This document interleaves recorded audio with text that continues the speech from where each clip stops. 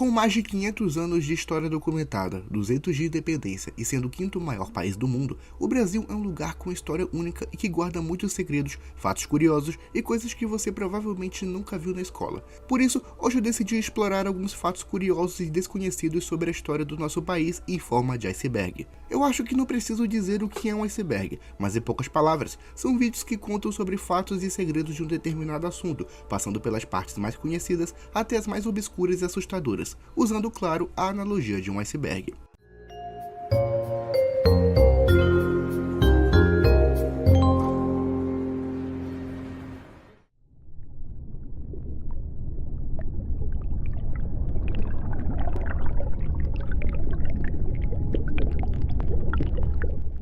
Europeus no Brasil antes de Cabral.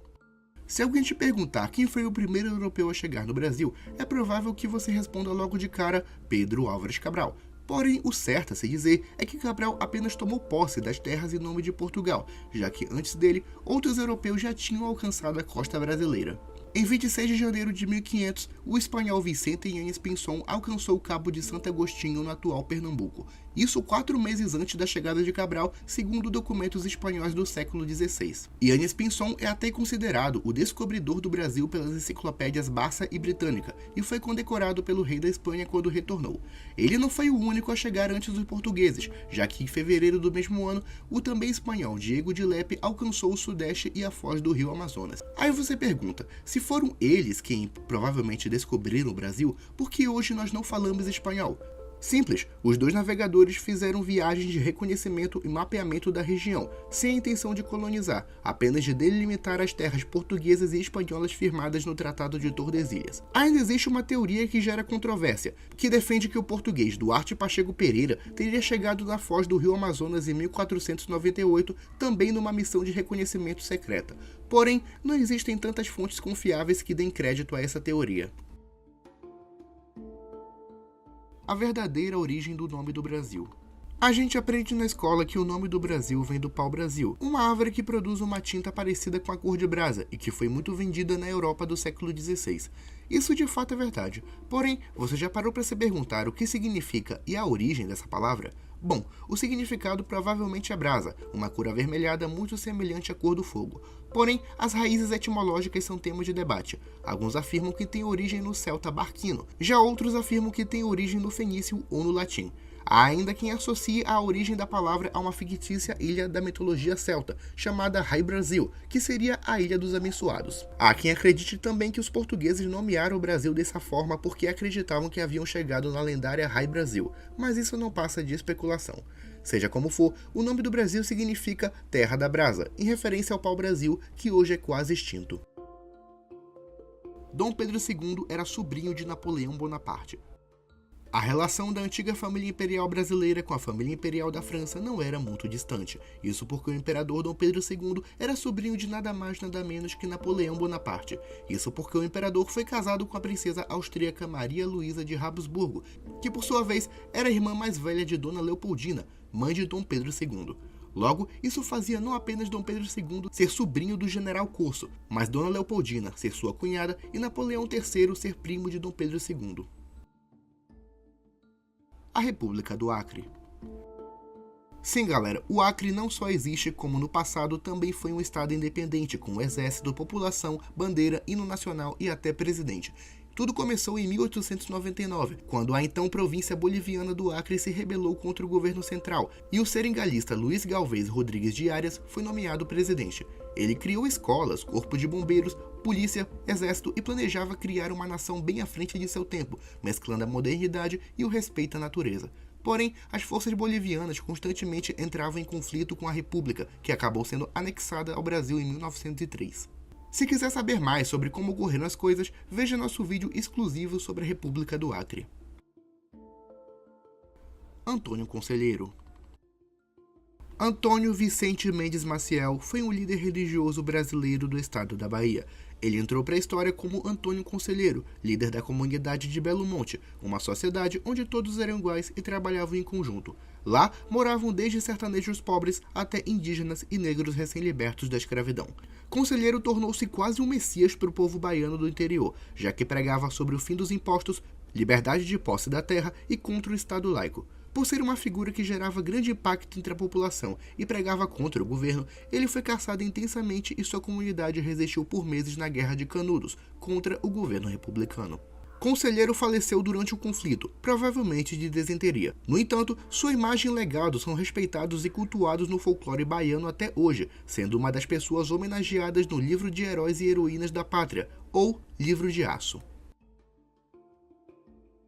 República Rio-Grandense. Mais uma vez vemos aqui um estado que já foi independente, a República Rio-Grandense.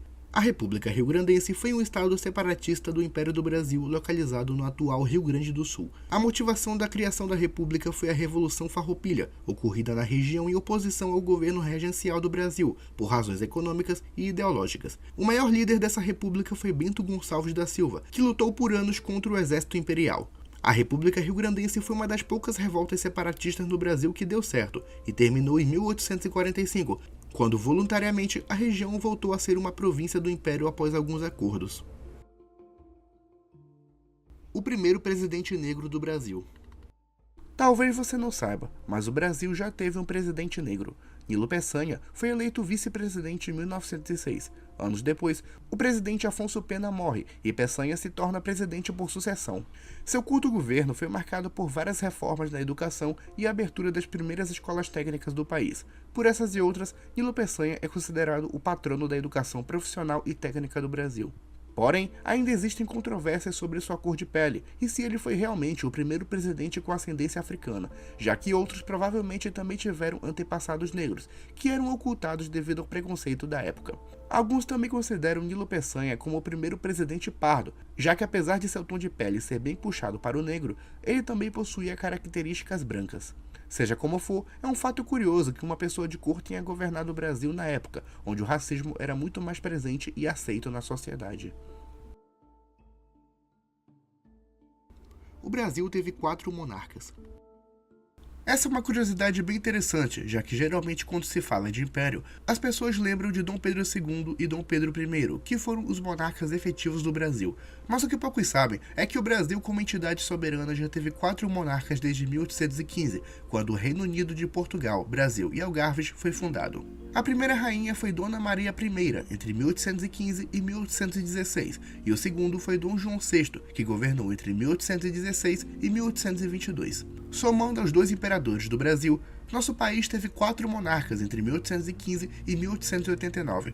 Vale lembrar que Dom João VI também foi agraciado com o título de Imperador do Brasil em 1825. Mas o título foi apenas simbólico para o reconhecimento de Portugal à independência do Brasil. A origem dos Silvas. Você que está assistindo esse vídeo provavelmente conhece alguém com o sobrenome de Silva, ou você mesmo pode ter esse sobrenome. Esse é o sobrenome mais comum do país, tendo mais de 5 milhões de brasileiros com ele. A origem do Silva é bem antiga, sendo da época do Império Romano, onde Silva era usado para se referir aos moradores da floresta, já que Silva significa selva.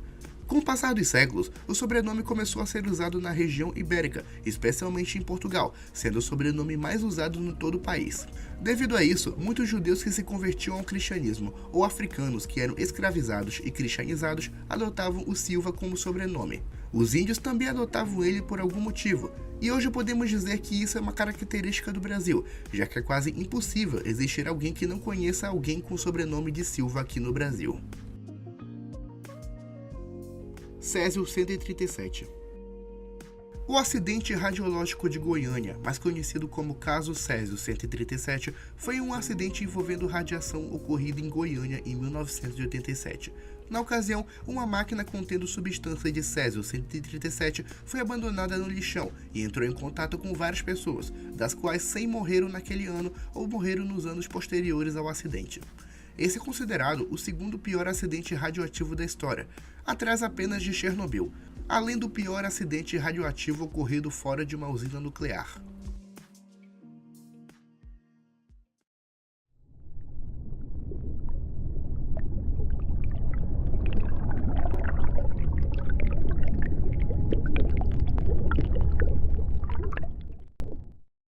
República Juliana.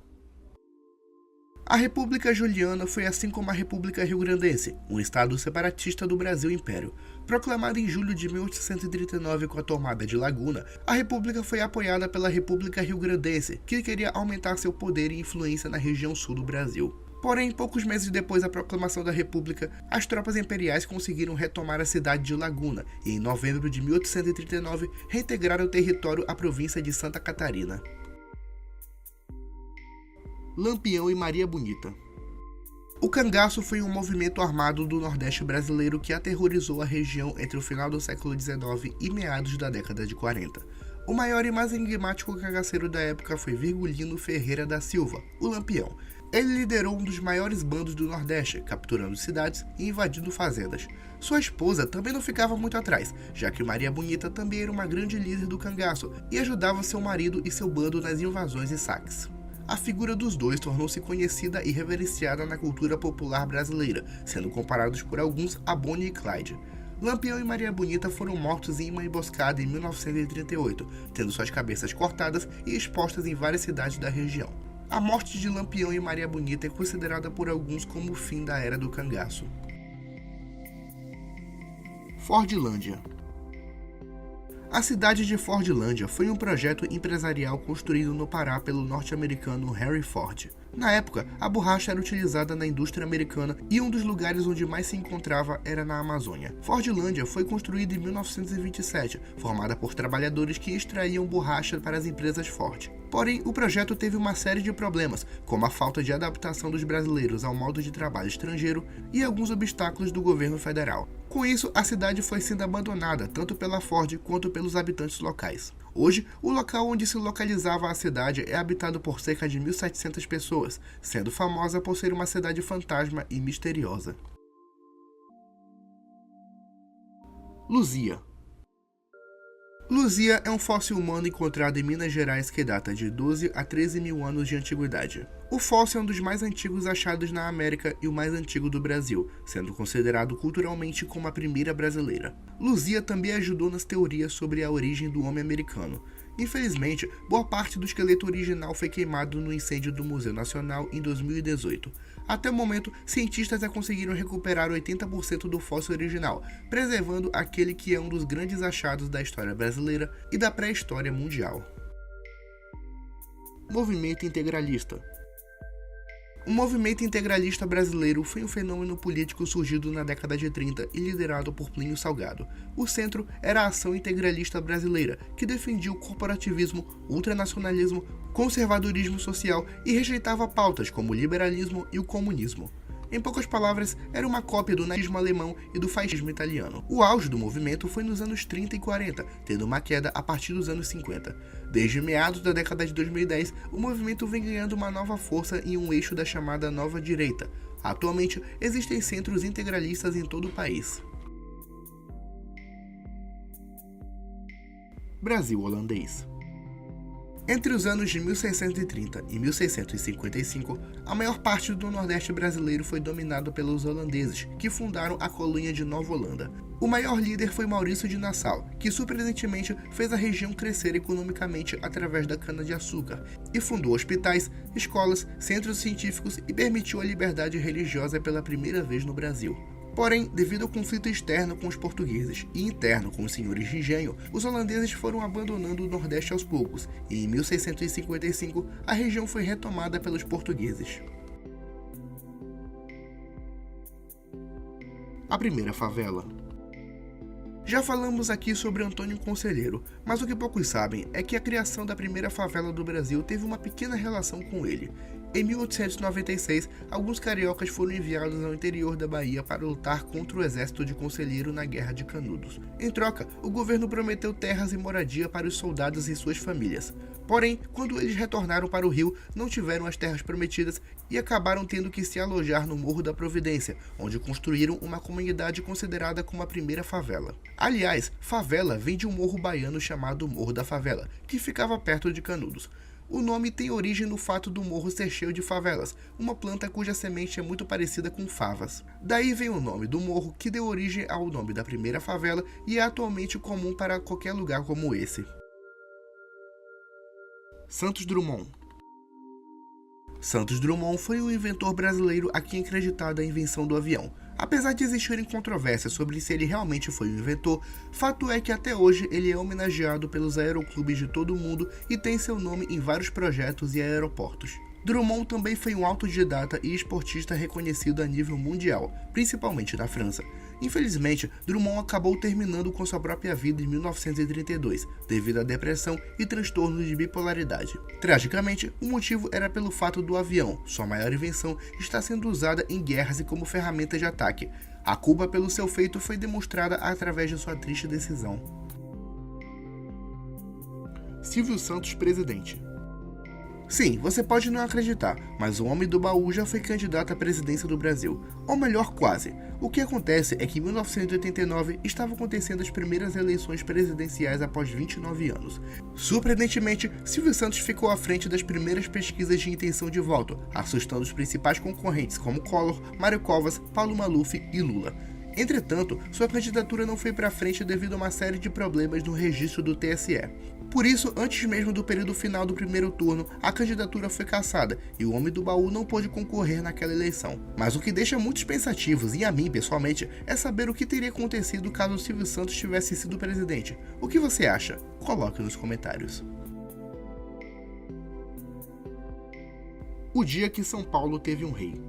Em 1580, o rei de Portugal morreu sem deixar herdeiros. Com isso, o parente mais próximo, que era o rei da Espanha, assumiu o trono. Assim nascia a União Ibérica, que era a união pessoal de Portugal e Espanha. Na teoria, eles eram um único estado com direitos iguais, porém na prática eram os espanhóis que mandavam. Então pode-se dizer que nessa época o Brasil era posse de Portugal, mas era indiretamente comandado pelos espanhóis. Quando ocorreu a restauração da independência portuguesa, muitos espanhóis se recusaram a deixar o Brasil e planejaram transformar a capitania de São Paulo em um reino. O monarca desse reino seria um comandante espanhol chamado Amador Bueno, que foi proclamado rei em 1641. Porém, a população no geral não apoiou essa ideia, e pouco tempo depois, Portugal reconquistou a colônia e Amador Bueno teve que declarar fidelidade a Portugal. Essa é considerada a primeira revolta de cunho independentista da história do continente americano. Chica da Silva. Francisca da Silva de Oliveira, ou simplesmente Chica da Silva, foi uma aristocrata brasileira que havia nascido como escrava, sendo aforreada tempos depois. Por ter união estável com o contratador de diamantes João Fernandes de Oliveira, ela tornou-se a mulher mais poderosa do Arraial do Tijuco, atual Diamantina, em Minas Gerais. Também pelo fato de ter sido escrava e ter sido uma mulher muito poderosa em seu tempo, ganhou a admiração de seus contemporâneos, principalmente ex-escravos. Atualmente ela é parte da cultura popular mineira e afrodescendente do Brasil, tendo sua história contada de forma romanceada na telenovela Chica da Silva, de 1996. Comuna de Manaus. A Comuna de Manaus foi a mais bem-sucedida revolta tenentista do Brasil, que tomou poder em Manaus, capital do Amazonas, e ficaram durante um mês insubordinados ao governo federal. Na época, o Amazonas passava por uma crise após o fim do período áureo da borracha e os militares posicionaram-se contra a oligarquia representada pelo então governador César do Rego Monteiro. A rebelião tinha como objetivo criar um foco de resistência contra a oligarquia do café com leite e chegou a ter influência em Óbidos, no Pará. No entanto, a rebelião foi sufocada e o poder estadual sobre Manaus foi restaurado. Bacharel de Cananéia. O Bacharel de Cananéia foi um degredado europeu encontrado na aldeia dos Matarayama, em 1531. Segundo relatos, ele estaria vivendo entre os indígenas há mais de 30 anos, ou seja, antes da chegada dos portugueses. Pouco tempo depois, ele serviu como mediador entre Portugal e as aldeias da região. O mistério é que quase ninguém sabe a verdadeira origem e identidade do Bacharel de Cananéia. As teorias mais aceitas é que ele foi um degredado português chamado Cosme Fernandes e foi exilado na região em 1500 na expedição de Bartolomeu Dias. Porém, existem teorias que afirmam que ele na verdade seria um espanhol chamado Duarte Pérez. O destino do Bacharel de Cananéia também é desconhecido. Dizem que ele viveu o resto de sua vida na companhia dos Matarayama como chefe local, ou teria sido assassinado em 1537.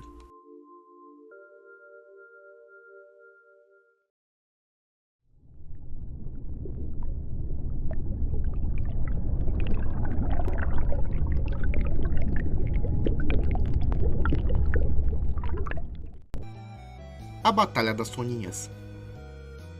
A famosa Batalha das Toninhas foi um dos episódios mais bizarros e vexaminosos da história do Exército Brasileiro. Durante a Primeira Guerra Mundial, o Brasil enviou um navio de guerra para o Estreito de Gibraltar, onde constantemente aconteciam ataques a submarinos alemães. Durante a madrugada, um soldado brasileiro relatou ter visto uma movimentação estranha no mar. Assustados, os brasileiros começaram a abrir fogo contra a água, acreditando se tratar de um submarino alemão.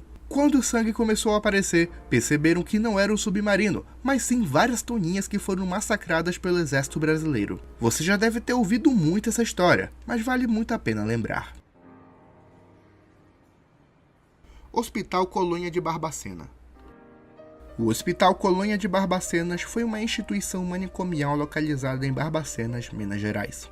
O lugar ficou conhecido mundialmente por abrigar mais de 1000 pessoas ditas como mentalmente instáveis, mas que na verdade tratavam-se de pessoas rejeitadas pela sociedade da época. Mães solteiras, amantes de políticos, desafetos políticos, órfãos, deficientes físicos, mendigos, andarilhos e homossexuais, por exemplo, eram trancafiados neste local que ficou aberto por mais de 50 anos. O mais triste e terrível é que as pessoas eram constantemente torturadas, espancadas, recebiam eletrochoques, ingeriam comida estragada, bebiam água suja e viviam num lugar sem o mínimo de saneamento básico, o que os deixava expostos a doenças e infecções. Não ironicamente, o caso é conhecido como Holocausto Brasileiro. Após anos de denúncias, a instituição foi fechada no início dos anos 80 e hoje conforma o Museu da Loucura, que tem a missão de relembrar e contar a história desse triste e horrível lugar. Força Expedicionária Brasileira. A Força Expedicionária Brasileira foi uma força militar enviada para a Europa na Segunda Guerra Mundial. Ao todo, 25.834 homens e mulheres foram enviados para o campo de batalha ou apoio logístico aos aliados. Diferente da Primeira Guerra Mundial, a participação brasileira foi decisiva na Batalha de Monte Castelo, na Itália, que ajudou na vitória e destruição da ditadura fascista de Benito Mussolini. A FEB tinha como mascote uma cobra fumando, já que na época muitos duvidavam que o Brasil participaria da Segunda Guerra Mundial, afirmando que seria mais fácil uma cobra fumar do que o Brasil entrar na guerra. Foi aí que surgiu também o termo "a cobra vai fumar". Principado de Trindade. Entre 1893 e 1895, as ilhas brasileiras de Trindade e Martin Vaz foram ocupadas pelo norte-americano James Harding Hickey, que autoproclamou-se príncipe soberano. O motivo era porque aquelas ilhas eram disputadas pelo Reino Unido e o Brasil, mas não eram integradas a nenhum dos dois. Sabendo que a declaração do Principado poderia encorajar uma ocupação britânica, o Brasil entrou numa disputa territorial com o apoio de Portugal. E em julho de 1895, o Reino Unido reconheceu a soberania brasileira sobre a ilha, que foi integrada ao Estado do Espírito Santo, e o autodeclarado príncipe foi expulso do arquipélago. Atualmente, as ilhas são usadas pela Marinha do Brasil e não estão abertas à visitação. Ilha da Queimada Grande. A Ilha da Queimada Grande é uma ilha desabitada sob soberania brasileira e integrada ao estado de São Paulo. A ilha é conhecida por ser bem misteriosa e por conter um grande número de serpentes venenosas, sendo também conhecida como a Ilha das Serpentes. Em 1933, um navio britânico naufragou perto da ilha e os sobreviventes ficaram por dias até serem resgatados. Até hoje podem-se ver os destroços da ilha em águas claras. República de Manhuaçu. A República de Manhuaçu foi um estado republicano existente no município de Manhuaçu, interior de Minas Gerais. A história começa em 1896, quando as eleições municipais apontaram o padre Odorico Dolabella como novo prefeito. O coronel Serafim Tiburcio da Costa, que também concorria ao cargo, alegou fraude e enviou um documento ao governador do estado, que não deu importância à situação. Em resposta, o coronel reuniu um exército de 800 homens e tomou a cidade. Em 15 de maio de 1896, foi proclamada a República de Manhuaçu com Serafim Tiburcio como presidente. Ele chegou a criar selos, organizar um exército, criar a própria moeda, chamada de Boró, e a ter planos expansionistas, visando dominar o estado do Espírito Santo. Sabendo disso, o governador de Minas enviou uma força para acabar com a República, sendo derrotados pelo pequeno exército de Manhuaçu. Logo depois, uma força do governo federal foi enviada à cidade e acabou com a República após um mês de existência. A ordem foi restabelecida na cidade e o coronel foi mandado para outro município e nunca mais retornou a Manhuaçu. Operação Prato. A Operação Prato foi uma operação militar que investigou casos de OVNIs no estado do Pará em 1977. Nela, a Força Aérea Brasileira e o Serviço Nacional de Informações se uniram para investigar o caso de pessoas que haviam sido supostamente atacadas por corpos luminosos no céu. Milhares de pessoas também foram hospitalizadas após queimaduras no corpo e doenças relacionadas aos ataques. Vários municípios foram investigados, mas o centro foi em Colares. O principal investigador foi Uranger Bolívar, que relatou encontro com extraterrestres que seriam responsáveis por tudo aquilo. Estranhamente, anos depois da operação, ele foi encontrado morto no seu quarto após supostamente ter acabado com sua existência. Sua morte é bem controversa e causa muitos rumores até hoje. Aliás, a operação em si é muito suspeita, e alguns acreditam que houve ocultação de provas e queima de arquivos. O plebiscito de 1993. Em 1993 ocorreu um plebiscito no Brasil, onde foi perguntado ao povo qual forma e qual sistema de governo deve ser aplicado no Brasil.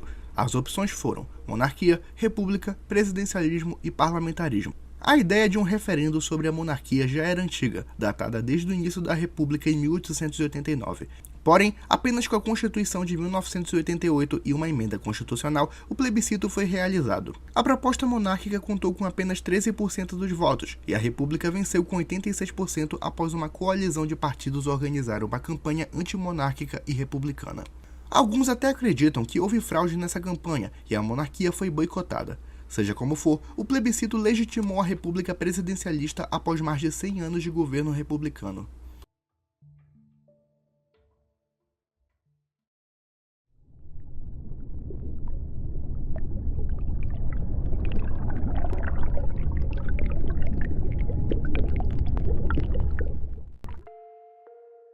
Os áudios de Arnon de Melo. Em 1963, o senador alagoano Arnon de Melo denunciou seu colega Silvestre Péricles após suposta ameaça de morte. Suposta porque não se sabe até hoje a veracidade da denúncia, visto que as famílias dos senadores eram inimigas mortais no estado de Alagoas. Durante a fala de Arnon de Melo no Senado, Silvestre Péricles levantou-se para se defender, mas Melo acreditou que ele puxaria uma arma para atingi-lo. Sendo mais rápido, Melo sacou uma arma e atirou na direção de Péricles no meio da reunião com vários senadores presentes. A bala acabou atingindo o acriano José Cairala, que morreu na hora. O caos se instaurou e ficou conhecido nacionalmente. Ainda assim, Arnon de Melo e Silvestre Péricles foram absolvidos e continuaram suas vidas políticas durante anos. Aliás, o senador assassino era pai de Fernando Collor de Mello, que viria a ser presidente anos depois. Os áudios do ocorrido estão disponíveis na internet e podem ser facilmente encontrados. Joseph Mengele morreu no Brasil. Joseph Mengele foi um oficial alemão da época do nazismo, que ficou conhecido como Anjo da Morte devido às suas experiências bizarras de seres humanos. Após o fim da Segunda Guerra Mundial, Mengele fugiu para a Argentina, depois para o Paraguai e por último para o Brasil, onde viveu o resto da vida com nome e documentos falsos. Ele viveu no interior de São Paulo, onde trabalhou como fazendeiro e dono de pequenos negócios, vindo a falecer em 1979 após sofrer um AVC numa praia de Bertioga, interior paulista. Após sua morte, foi constatado que ele era de fato um anjo da morte, que já era procurado há anos pela CIA, FBI e Mossad. Território Livre de Princesa. O Território Livre de Princesa foi um território estadual não reconhecido localizado no município de Princesa, atual Princesa Isabel. A entidade foi criada em 1930 em oposição à oligarquia que governava o estado da Paraíba, representada pelo então governador João Pessoa. Vale lembrar que no mesmo ano, João Pessoa havia sido candidato à vice-presidência do Brasil na chapa com Getúlio Vargas, sendo vencidos em eleições suspeitas por Júlio Prestes. O financiamento da rebelião da cidade foi dado supostamente pelo governo federal na intenção de enfraquecer João Pessoa na Paraíba. No entanto, o objetivo oficial era tornar a região um território federal, que respondesse diretamente ao presidente e não ao governador, supostamente por questões políticas e de impostos. Foram várias as operações que tentaram reconquistar o território sem sucesso. Inclusive, o governo paraibano chegou a cogitar a contratação de Lampião e seu bando na retomada da cidade. A revista Time também dedicou uma página inteira à rebelião, e apesar de tudo, ela acabou em poucos meses, logo após o assassinato de João Pessoa em Pernambuco. Guerra da Lagosta. A chamada Guerra da Lagosta foi um termo usado pela mídia brasileira a uma crise diplomática entre a França e o Brasil. Tudo começou em 1961, quando foi relatado que navios franceses estavam pescando lagosta de forma ilegal em águas brasileiras. A questão deixou o exército indignado e quase gerou uma guerra, na qual o Brasil teria anexado a Guiana Francesa. A crise durou ao todo 2 anos, na qual o exército e a marinha ficaram de prontidão e prontos para uma invasão. No entanto, a questão foi resolvida através da diplomacia, onde foi feito um acordo e as fronteiras franco-brasileiras foram formalmente delimitadas. Apesar de esquecido, esse foi um dos momentos mais tensos das relações diplomáticas brasileiras e que quase quebrou a política pacifista que o Brasil mantém atualmente. Muito Além do Cidadão Kane. Muito Além do Cidadão Kane é um documentário produzido pela BBC e dirigido por Simon Herzog. O filme conta a relação de Roberto Marinho e a Rede Globo com o poder público no Brasil. Nele é mostrado o poder e influência da Globo na sociedade e opinião pública brasileira, chegando a ter influência até na política nacional. No entanto, tudo é mostrado sob visão negativa e que afirma que a influência do Grupo Globo ajuda na manutenção dos grupos de poder no país. O filme foi proibido logo após o seu lançamento, devido à grande influência de Roberto Marinho, estando até hoje proibido para vendas. Apesar de nunca ter passado na televisão ou no cinema, a produção se encontra disponível na internet com dublagem amadora. A proclamação da República foi incentivada por uma mulher. Existe uma teoria que afirma que o fim da monarquia e proclamação da República teve a ver com a dor de cotovelo do Marechal Deodoro da Fonseca. A teoria afirma que, na madrugada de 15 de novembro de 1889, o Marechal tinha a intenção apenas de destituir o governo do Visconde de Ouro Preto. Porém, logo foi informado que seu sucessor seria Silveira Martins, que no passado havia desposado uma mulher desejada pelo Marechal. Desde então, os dois eram inimigos mortais. Foi devido a isso que o exército teria derrubado o Império, na intenção de impedir a posse de Silveira Martins. Não se sabe o quanto disso é verdade, e a teoria permanece como que é, uma teoria. Mas fato é que seria muito engraçado pensar que a república que vivemos hoje nasceu de um amor não correspondido e de uma dor de cotovelo. República de Cunani. A República de Cunani foi um estado separatista proclamado no atual Amapá em 1886. Seu fundador foi o aventureiro francês Julius Gros, que com o apoio de populações locais e negros fugidos da escravidão, governou a região como presidente vitalício e planejava expandir a república para outras partes da Amazônia. O nome do projeto se devia à sua capital, a pequena vila de Cunani, perto da fronteira com a Guiana Francesa. Como você já deve imaginar, a República de Cunani não foi reconhecida nem pelo Brasil nem pela França, sendo retomada em 1887 e seu fundador sendo deportado. Mesmo assim, outros aventureiros europeus tentaram restaurar o estado em 1887 e 1892. Todas foram suprimidas à força e o projeto foi definitivamente abandonado em 1911. A Juricaba. A Juricaba foi um guerreiro e líder indígena da tribo dos Manaós, que habitava o território da atual cidade de Manaus, capital do Amazonas. No século XVIII, os portugueses consolidavam seu domínio na Amazônia, já que temiam que a região fosse invadida pelos ingleses, holandeses e espanhóis. Sabendo disso, a Juricaba uniu forças com holandeses e tribos locais, acabando com assentamentos portugueses e aldeias aliadas. Devido a isso, os portugueses declararam guerra aos Manaós, que durou por anos. A Juricaba foi preso em 1728 e quase foi levado a Belém para ser escravizado. Mas antes que isso pudesse acontecer, ele se jogou no rio Amazonas e nunca mais foi visto, dando a mensagem de que preferiria a morte do que ser escravo. A figura de Juricaba é até hoje mostrada como ícone de resistência nativa, e em 1979 foi feito um filme contando parte de sua história. Como você já deve ter percebido, a tribo dos Manaós deu origem ao nome da moderna Manaus. Califado Baiano. Em 1835, ocorreu a Revolta dos Malês em Salvador, na Bahia.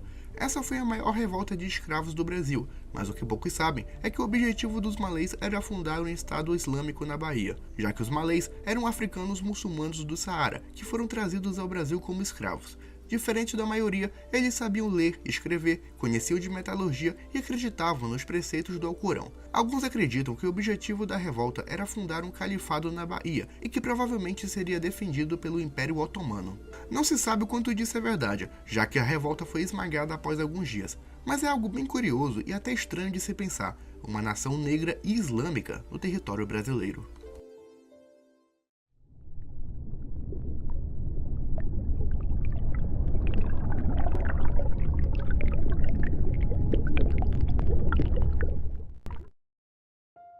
Caminho de Peabiru. O Caminho de Peabiru é um conjunto de trilhas de pedras que interligam a cidade de Cusco, no Peru, e chegam até São Vicente, no Brasil. Elas foram construídas muito antes da chegada dos europeus e serviam como rotas comerciais que vários povos utilizavam, mais especificamente os incas, que teriam utilizado as trilhas para o comércio com tribos do Brasil e Paraguai. A trilha direta passa pelas cidades de Assunção, Foz do Iguaçu, Alto Piquiri, Avaí, Tabagi, Botucatu, Sorocaba e São Paulo. Porém, existem ramais que vão até Santa Catarina e Rio Grande do Sul e até Potosí, na Bolívia. O que mais intriga pesquisadores e arqueólogos é quem teria construído esses caminhos, já que não se pode ter 100% de certeza que foram os tupi-guaranis. Outras hipóteses são os incas, aimarás ou algum outro povo da Cordilheira dos Andes. Seja como for, fato é que o Caminho de Peabiru é um dos maiores monumentos do Brasil pré-colombiano e que, apesar de ser invisibilizado, ajuda a contar um pouco da nossa própria história. Civilização Cuiguru. Os cuiguros são uma etnia indígena do Brasil que atualmente habita o Parque do Xingu, no Mato Grosso. No passado, esse povo teria sido uma grande civilização que construiu grandes cidades muradas e uma complexa sociedade pré-colombiana. Os vasos e a arquitetura cuiguro também eram bastante desenvolvidos para a época e região, sendo por vezes creditados como uma das grandes civilizações da América pré-colombiana. Aí você pergunta, o que aconteceu com a civilização cuiguro? Bom, alguns acreditam que com a chegada dos europeus e as doenças trazidas por eles, vários povos acabaram perecendo sem mesmo ter contato direto, já que haviam contraído doenças de outros povos que haviam tido esse contato. Os cuiguros teriam sido infectados com doenças europeias mesmo antes de saberem da existência dos brancos. Quando a região foi explorada pela primeira vez no século XVIII, a civilização já tinha sido extinta e as cidades abandonadas ou destruídas. O vestígio das cidades só foi descoberto nos anos 60 após escavações no Mato Grosso e Rondônia. Infelizmente, hoje existem menos de 600 cuiguros no Parque do Xingu, que são protegidos pelo governo e conservam sua história através da oralidade. Campos de concentração no Brasil. Sim, acredite se quiser, mas os campos de concentração não eram exclusividade da Alemanha ou da União Soviética. Na verdade, o ato de deter prisioneiros em campos de trabalho forçado foi bem comum na primeira metade do século XX e foi usado por muitos países. O Brasil não foi a exceção. Nas décadas de 10, 20 e 30, nos períodos de seca do sertão traziam milhares de retirantes do interior para a cidade grande do Ceará. O governo não queria aquele povo por lá, já que além do preconceito pela condição social dos retirantes, havia o medo da superpopulação da cidade e o aumento da criminalidade. Por isso, o governo instituiu os chamados currais, que trancafiavam milhares de famílias em campos fechados no interior da capital. Lá dentro, os prisioneiros passavam fome, sede e contraíam várias doenças. Estima-se que entre 1915 e 1933 tenham morrido mais de 600 mil pessoas. Esse foi um dos casos mais terríveis da história do Nordeste, mas infelizmente não foi o único. Durante a Segunda Guerra Mundial, o Brasil entrou a favor dos aliados e condenou as potências do eixo. Como forma de demonstrar fidelidade aos Estados Unidos, o governo de Getúlio Vargas instituiu os campos de internamento, que aprisionavam alemães, italianos e japoneses suspeitos de espionagem. Diferente do caso anterior, existiam campos em quase todo o Brasil, principalmente em São Paulo, Rio de Janeiro, Rio Grande do Sul e Pernambuco. Dentro deles, os prisioneiros mal recebiam alimentos e não tinham direito a medicamentos. Esses foram os casos mais assustadores e terríveis de crimes contra a humanidade ocorridos no Brasil. A morte de Edmundo Pinto. Edmundo Pinto de Almeida foi um advogado e político brasileiro eleito governador do Acre em 1990. Edmundo Pinto foi encontrado morto num hotel de São Paulo, onde estava hospedado em 17 de maio de 1992. Ele foi morto a tiros por 3 homens e a polícia concluiu o caso como latrocínio, ou seja, roubo seguido de morte. O mistério é que até hoje não se sabe ao certo o motivo da morte do governador. Vale ressaltar que 2 dias antes ele havia prestado depoimento numa CPI que investigava a malversação de verbas em seu governo. Houve também as suspeitas de rivalidades políticas e até queima de arquivos. As teorias são muitas, e até hoje a morte do governador segue sendo um mistério. Tunguska na Amazônia. O chamado Tunguska Brasileiro foi um evento de impacto ocorrido no Amazonas em 13 de agosto de 1930. Na ocasião, um pedaço de meteoro caiu na floresta amazônica perto do rio Curuçá, provocando pânico e histeria na população. Conta-se que os ribeirinhos que habitavam as margens do rio escutaram um som ensurdecedor vindo de uma bola vermelha vinda do céu. Eles acreditavam que era um apocalipse ou que estava começando uma guerra. Na época, o evento não foi noticiado pela mídia devido ao isolamento da região e pouco interesse no ocorrido.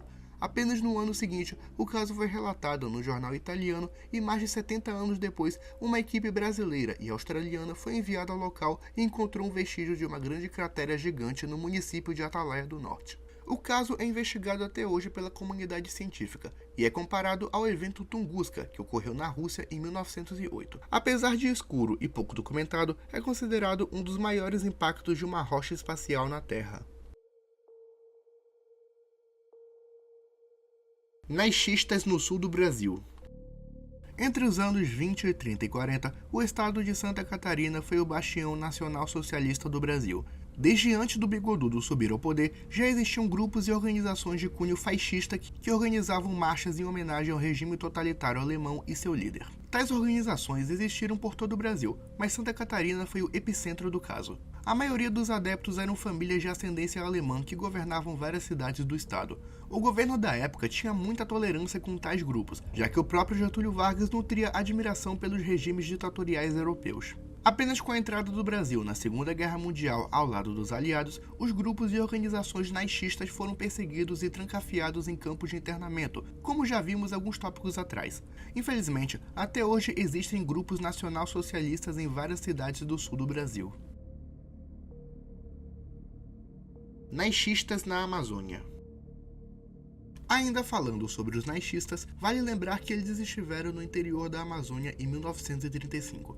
Na ocasião, um grupo de cientistas alemães foram enviados ao Amapá, na intenção de estudar a geografia, riqueza e cultura local. O plano dos alemães era instalar bases militares e de exploração no futuro, já que a riqueza da Amazônia seria estratégica para a dominação global planejada pelo líder da Alemanha. O líder da expedição era o austríaco Joseph Grainger, que deixou sua marca através de uma grande cruz deixada em Laranjal do Jari, em 1937. Uma foto tornou-se muito famosa nos últimos anos, onde 3 indígenas posam para uma foto ao lado da cruz. Em 1938, com o início da ditadura do Estado Novo, as explorações de partidos estrangeiros foram proibidas no Brasil, felizmente acabando com as excursões alemãs.